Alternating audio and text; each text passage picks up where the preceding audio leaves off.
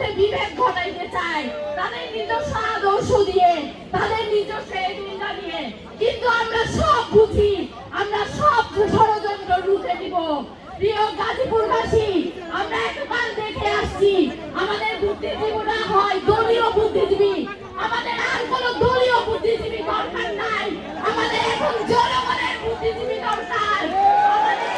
আমাদের গাজীপুরবাসীর জন্য বুদ্ধিজীবী দরকার, যারা আমাদের যন্ত্রণার কথা বলবে, যারা আমাদের উপর হওয়া জুলুমের কথা বলবে। আমরা সকলে মজলুম। প্রিয় গাজীপুরবাসী, আপনারা মনে থাকবেন, মনে রাখবেন, এই রাষ্ট্র ক্ষমতাকে কখনো ছড়াইতে চায় নাই। ক্ষমতা চাইছে এক দল, এক গোষ্ঠীর কাছে, এক পরিবারের কাছে রেখে দিতে। কিন্তু আমরা এনসিপি ক্ষমতাকে ছড়াবই, আমরা ক্ষমতাকে গাজীপুরবাসীর কাছে আনবই, আমরা ক্ষমতাকে বাংলাদেশের প্রতিটা মানুষের দরজায় দরজায় নিবই।